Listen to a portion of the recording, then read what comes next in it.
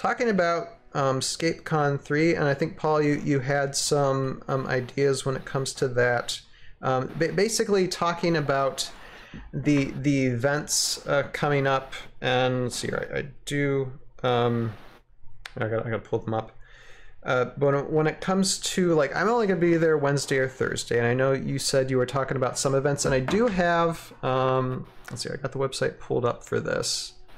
Do you know which events you're gonna do, the Wednesday, Thursday? Because if there's, yes, we don't have too much longer. We'll have to get out here within 20 or so. Okay. But so is there any on, like I said, Wednesday or Thursday that you're doing that we could get into? Well, when it comes to Thursday, getting started in the morning, the Delta rule of 12 was, I mean, because there's really not much, you know, I mean, Wednesday has three-headed Hydra, and then Thursday during the day has Delta, and I was thinking in the afternoon doing like the VC Bring 2, as well as like some of the coaching in the evening. The three-headed Hydra one? I mean, discuss that. Let's talk about that one, the three-headed Hydra. Yeah, let's talk about it a little bit. That's the one you're doing. It sounds like that's the one he'll be doing. So. That's was it 480 points, 18 right. figures. And that's Delta points. That's Delta, yeah. So it's an interesting. So, have you played three-headed Hydra before, Ryan? No, and this is actually I have some questions on it too. But go ahead and explain. I haven't either. Okay. I did it both years, so I just I listened to Mike's you know, description and all that stuff about it. But so it's interesting because so you're playing 3 one-on-one matches, but you win or lose on whether or not your team wins the majority of those matches, right? So if you and Paul are on a team, and you and me win, and Paul loses, we still win that round, right? And my understanding is the way it works is there's a D20. I'm not sure if you have a chance. You have to pick, or can you defer? Let's see. One player high roll chooses to be team A or team B. So the choices are. So if you, me, and Ryan are playing against, I don't know, Joe, Jeremy, and Jason. Let's just put it that way. Jeremy, Jason, and Joe Crazy. We're playing against Triple J. Exactly. Let's say we win the roll. So we either get to pick whether we get to say, hey, I'm going to say that Joe cannot play Ryan. Okay? Let's say you have an army, let's say you have Fourth Mass and he's got Phantom Knights. We don't want you to play that army against him, right? Because that's a horrible matchup for you. But then they get to pick all 3 matchups. They can then say, okay, well, Ryan, you got to play your Fourth Mass against Knights of Weston. That so-and-so's that one of the 3 J's are running, right? And then they get to say, okay, Paul, you're going to play your Mohicans against whatever, and then Ken, you're going to play your 22 Chain Fighters against whatever, right? And then we would then get to pick the maps. I say, okay, well, if I'm playing 22 Chain Fighters, I'm going to pick a dungeon. I'm going to pick this dungeon map to play on. Yep. And then you're going to say, you know what, my Phantom Knights do really well on this map, so we're going to play that match on this map. And then obviously, then the third one gets to pick as well. So that's the way it works. And I'm not exactly sure, which I think I was talking to a couple of my teammates, and I'm not sure exactly if it's better to ban or if it's better. I think A is slightly better because you get a ban and you get to pick the maps. I think it's slightly better, though I could probably be convinced pretty easily that it's better to set all the matchups. Like if I had to vote today, I would say A is better, but I'm not sure it actually is. Because every time I think about it, I get less sure that A is better, if that makes sense. When it comes to the three-headed Hydra, what's interesting, I think, in that is, are you trying to play paper, rock, scissors, or are you just trying to do like what you're good at? And like obviously, I'm good at melee. So should I take a melee army, or should I take paper and my opponent and my teammate take rock and my other teammate take scissors? And we, like a good example would be Phantom Knights, Fourth Mass, melee bonding. Fourth Mass, people think can be melee bonding. Not against me, but other people maybe. Phantom Knights can beat the 4th mass, and the melee bonding can beat the Phantom Knights, right? So like, do you do that, or do I say, let's say Paul's really good with dwarves, I'm really good with heavies, does he just take his dwarves and I take the heavies, and our other teammate, let's say they're really good with, I don't know, rats, so they take some sort of rat podge. We just do what we're good at and try to smooth out the matchups we play against, or do we say like, okay, Paul's going to take Phantom Knights, I'm going to take 4th mass, and our other teammate's going to take I don't know, 4 squads of whatever bonding, melee, and a hero or whatever. So it's interesting trying to choose which one of those you're going to do, and then also I think a lot of it is trying to decide the matchups, like what matchup do you ban? If Paul's got 2 bad matchups, I bother banning one of those matchups against Paul because he's going to get another bad matchup anyway, or do I make sure that the one bad matchup I have, I just make sure I don't play that, so I'm guaranteed to win. I'm hoping my other teammate get a win, that way we can eat Paul's loss.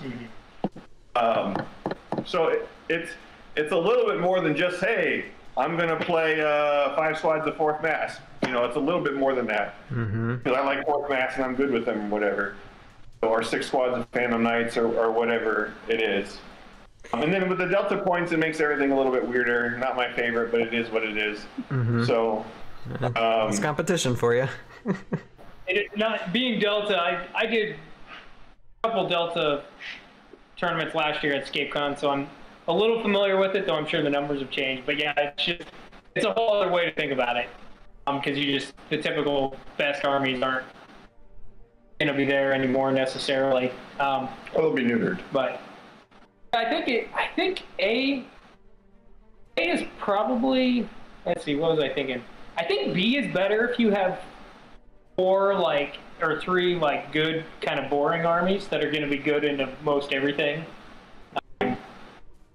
Whereas A might be better if you've got more niche armies. Rock, paper, scissors. Yeah.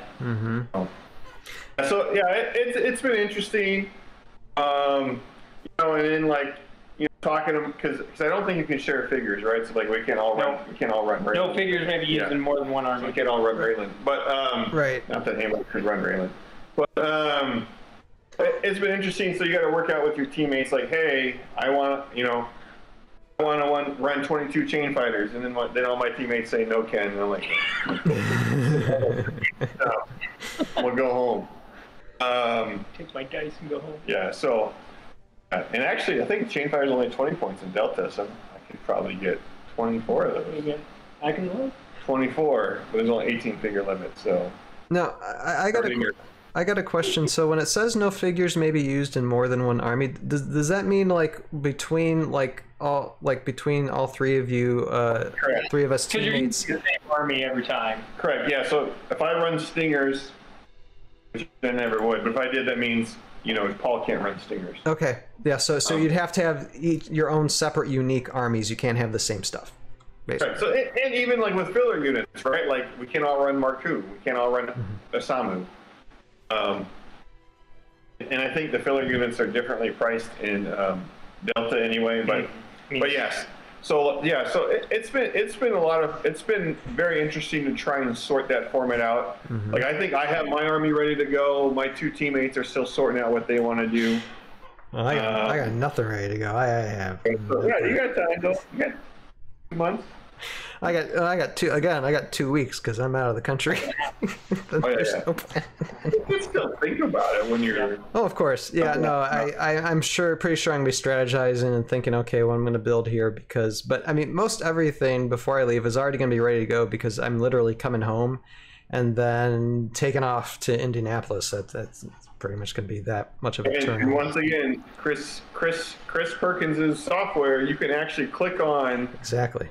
Added Hydra, and then it gives you the parameters of your build right there. I'm not sure exactly how you click. I can't wait to start using Heroscape.org this week for that purpose.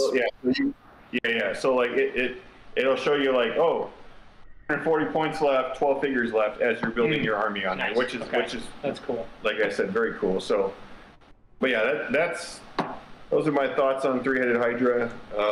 It's a fun format. It's, like I said, it's a little confusing when someone's explaining it to you, but once you sit down at the table after the first game, it clicks. I'd be like, someone just guide me through it, please. I'll bring an army and just have me fight somebody. Once you do it, once you've done it once, and I'm sure Mike in the first round, they'll walk everybody through it, and still have questions. But like I said, it makes sense once you do it once. For sure. But yeah, it's usually been the Sunday event, but they're doing it the first day. I think they got rid of multiplayer madness just because those different maps. Crazy maps were big and took up a lot of room and stuff. So makes sense. But yeah, it's a fun format. Yeah. All right. How about, before we hop into, let's see here, because I was going to say Delta Rule of 12. Was there anything that you guys wanted to mention other days? Just because I'm not showing up for the rest of the days doesn't mean we can't talk about something else that might be interesting. Was there anything that stands out to you that you want to bring up? An easy one to talk about quick, and this will be probably the last thing for me, unless Ken wants to hang out in my garage for a while by himself. He might steal all my Heroscape though, so I don't know if I'll do that. Might just steal my dwarf.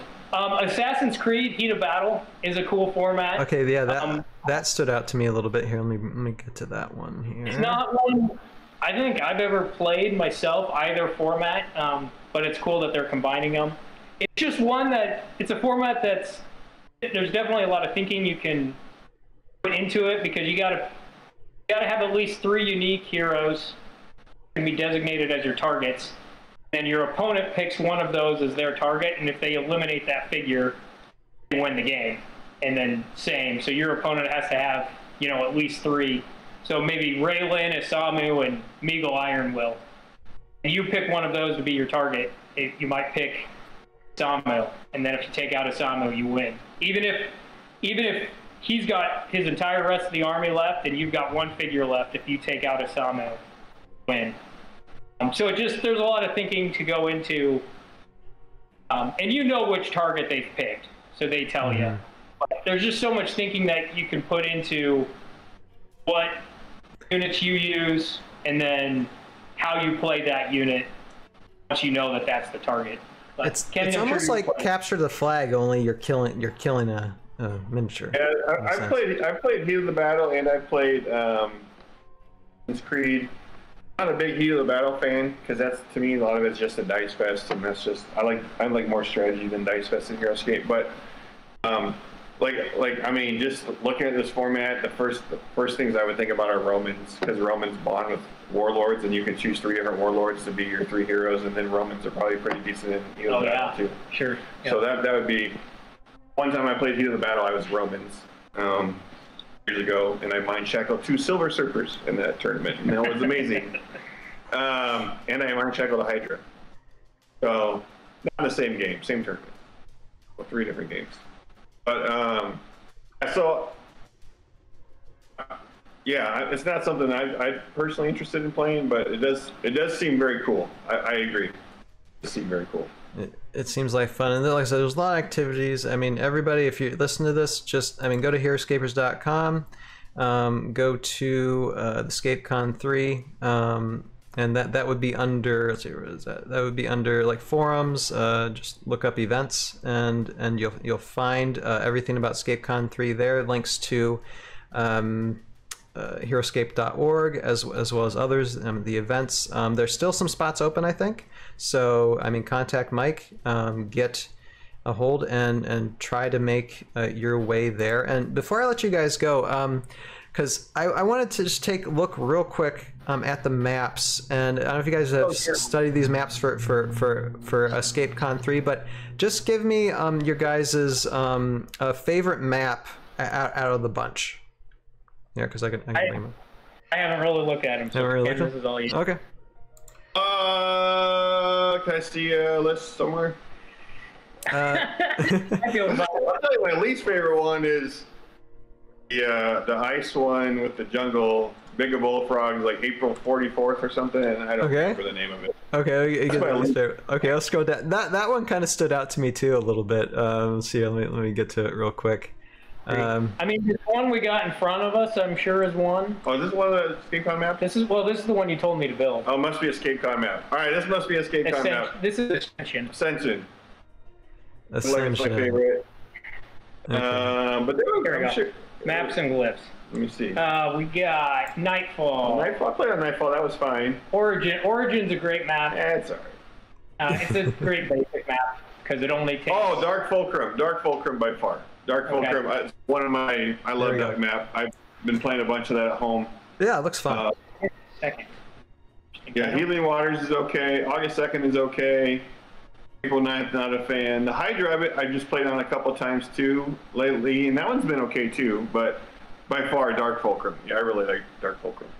Yeah, I think aesthetically, I mean, at least there isn't like a burning like lava field like there was last year. That's what I was afraid of. But I think I like Nightfall a lot myself as well. Very interesting map. And then, I mean, the plainest map is let's see, Origin. That one I know I'm going to probably set up this week, and it's probably how I'm going to have introduce my son into playing the game, because it's simple enough. It's a great simple map. I think it's just one Rise of the Valkyrie set, so it's basically anybody can build it, which is any good tournament map that only takes one Rise of the Valkyrie. They're the best ones because then everybody can build them. Easier for the map makers and TDs and everything.